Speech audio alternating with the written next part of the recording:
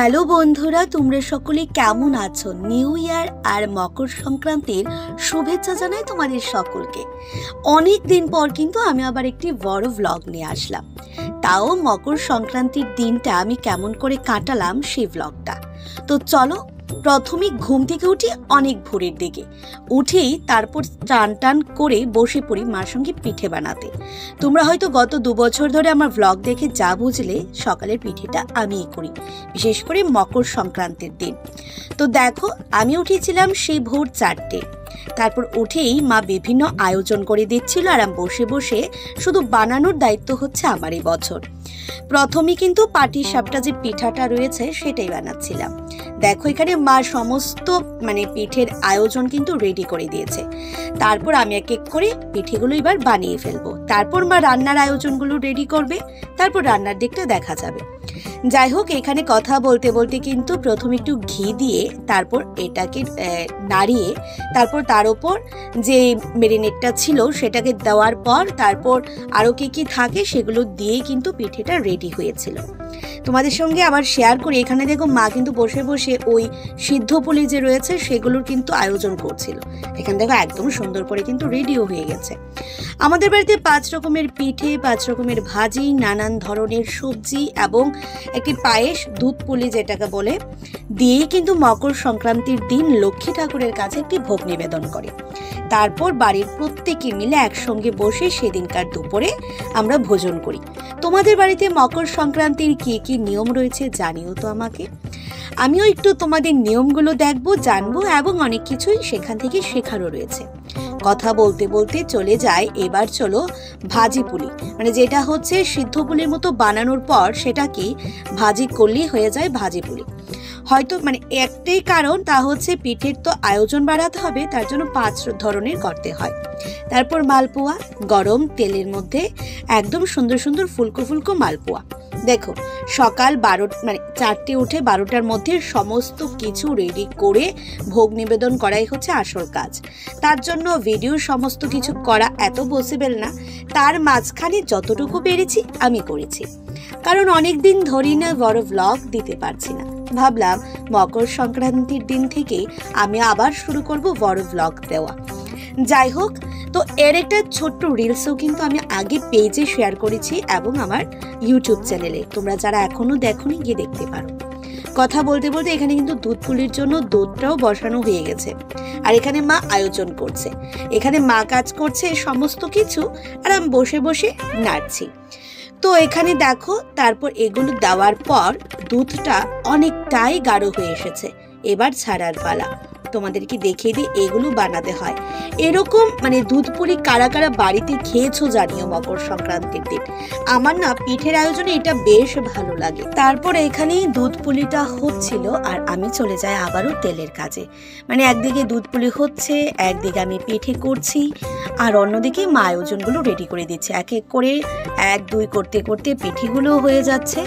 তারপর চলে যাব আমরা রান্নার কাজে। তো এখানে দেখো, আমি যে উঠে চান টান করে বসেছিলাম, আমি বলি একটু তোমাদের সঙ্গে শেয়ার করে নিই আমাকেও। যাই হোক, সেদিন আমাকে দেখার কিছুই নেই, নর্মালি একদম। তারপর দুধ পুলি হচ্ছিল সেখানে, আর বিভিন্ন কিছু। মকর সংক্রান্তি কিন্তু হচ্ছে বাঙালির একটি পুরাতন ঐতিহ্য সংস্কৃতি, যেটাকে বহন করে চলছে যুগ যুগ ধরে বাঙালিরা। আর সেখানে কিন্তু ঐতিহ্যকে টেনে আমরা আজও শহরের মধ্যেও চলছে সে মকর সংক্রান্তির ভোগ নিবেদন এবং পরিবারদের সঙ্গে দিন কাটানো, এবং সর্বশেষ যে হরিণ লুটের ব্যাপার রয়েছে সেটা। বর্তমান আধুনিকতার যুগে যদিও শহরবাসীরা অনেক ক্ষেত্রে সেই ঐতিহ্যগুলিকে সঠিকভাবে বহন করতে না পারলেও অনেক ক্ষেত্রেই চেষ্টা করে চলে সেগুলোকে একসঙ্গে নিয়ে চলার। কারণ কেন বলছি, হরিণ লুটের যে ব্যাপারটা রয়েছে শহরে অনেক জায়গায় কিন্তু এখন সেই ব্যাপারটা নেই, বা অনেকে হরিণ লুটটা নিয়ে বের হয় না। কিন্তু তার মাঝখানেও যে ঘরে পিঠে বানানোর নিয়ম রয়েছে, খাবার দাবার একসঙ্গে বসে একটা দিন কাটানো, সেগুলো শহরবাসীরাও চেষ্টা করে। তো কথা বলতে বলতে আমার এখানে কিন্তু দুধ পুলিটাও রেডি হয়ে যাচ্ছে, তারপর চলে যাব সোজা চিতল পিঠেতে। দেখো সকাল থেকে নানা ধরনের পিঠে পুলি, তারপর হবে পুজোর আয়োজন, তারপর বাড়িতে আলপনা, তারপর গোটা দিনটা পরিবারের সাথে কাটানো। সত্যি উৎসব মানেই আনন্দ। তো এই আনন্দগুলি কিন্তু ভাগাভাগি করে নিই আমরা উৎসবের দিনগুলিতে। তো তারপর এখানে মা চলে যায় সবজি কাটার জন্য। সবজিতে কি কি হবে আজ? 5 ধরনের ভাজি হবে, তাছাড়া হবে লাউ, তারপর লাউয়ের সবজি হবে, তারপর বাঁধাকপির সবজি হবে, একটা মাছের একটা সবজি হবে, ডাল হয়, চাটনি হয়, এরকম কিছু নিয়ম রয়েছে। এখানে দেখো আমার 5 ধরনের পিঠে রেডি। মা সবকিছু করে দিলেও পিঠেগুলো কিন্তু নিজের হাতেই বানিয়েছিলাম সমস্তটা। তোমাদের কাছে কেমন লেগেছে জানিও। আর খেতে যদি বলো, আমার কাছে বেশ ভালো লেগেছিল। এখানে তারপর ডাল বসানো হলো, এখানে বিভিন্ন যে ভাজি হবে তার সেদ্ধ করা হচ্ছে, আর এখানে বিভিন্ন জিনিস সবজির আয়োজন রেডি হচ্ছে। ধীরে ধীরে সকাল 4টে থেকে তারপর সকাল 8টা, 9টা, 10টার দিকে কিন্তু এগোচ্ছে। আর এখানে আমাদেরও রান্না বান্না প্রায় অনেকটা এগিয়ে গেছে। আচ্ছা, মকর সংক্রান্তির দিন তোমরা কারা কারা বাড়িতে ছিলে, কারা কারা বাড়িতে ছিলে না জানিও তো। কারণ আমার মনে হয় অনেকেই না এই দিনটাতে নিজেদের কাজের জন্য হোক বা পড়াশোনার জন্য অনেকেই বাড়ির বাইরে থাকতে হয়, কিন্তু তাদের তো মন খারাপ লাগে। তো তোমরা কারা কারা পিঠে খেতে পারোনি বা কারা কারা কত ধরনের পিঠে খেয়েছো? আচ্ছা, আমাকে যদি তোমরা জিজ্ঞেস করো আমার পছন্দের একটি পিঠে কি, সমস্তটাই পছন্দের। তার মধ্যে মালপোয়াটা আমার বেশ ভালো লাগে। তোমাদের কাছে কোন পিঠেটা বেশি পছন্দের? তো এখানে দেখো সমস্ত রান্নাই শেষ হয়ে গেছে। একদম লাস্টের দিকে মা বলছে, কি রে তুই যে পিঠে করার পর যে ফোন অফ করেছিস, আর তো ফোন হাতে নিতে দেখিনি। তারপর মনে পড়লো যে হ্যাঁ, ব্লগ তো করা হচ্ছে না। তো লাস্টের দিকে একদমই শেষের দিকে ভাবলাম তোমাদের সঙ্গে শেয়ার করি। মাছের এখানে ঝোল হচ্ছিল ফুলকপি আর আলু দিয়ে। এটা আমরা পরম্পরাই বলতে পারো। এই সবজিটা আমি জন্মের পর থেকেই বাড়িতে খেয়ে এসেছি, যে মকর সংক্রান্তির দিন এই ধরনের খাবারই আমাদের বাড়িতে হয়, মানে এটা সব সময়। তারপর 5 ধরনের ভাজি। এক ভাজি তো তোমরা দেখেছো, মাছ ভাজি হবে, আর বাকি এখানে রয়েছে আলু ভাজি, বেগুন ভাজি, তারপর ফুলকপি আর হচ্ছে সিম। এই মাত্র আমার সমস্ত রান্না করা কমপ্লিট হয়েছে। বাঁধাকপি রয়েছে, তারপর লাউ বলেছিলাম, চাটনি রয়েছে, ডাল রয়েছে, মাছের সবজি, আর আমি যে 5টি ভাজি করেছি দেখেছো, শুধুমাত্র ভোগের জন্য। ভোগের রান্নাটাই আমি নিজে করেছি। তারপর পূজার ঘরে যে বাকি যে রিচুয়ালস থাকে বা বিভিন্ন আরও কিছু, আর ভিডিও করার সুযোগই পাইনি, কারণ আমি তাড়াহুড়ো করে আবার অফিস যেতে হবে, আমি বের হয়ে পড়েছিলাম। তারপর বিকেল দিকে আমার মা কাকিমণি তারা, অরূপ তারা বাড়িতে বসে বসে আলপনাগুলি করেছিল। দেখো তো কতটা সুন্দর হয়েছে, আমার কাছে বেশ ভালো লেগেছে। তারপর রাতে বাড়ি ফিরে দেখি আবার একদল এসছে লুটের জন্য।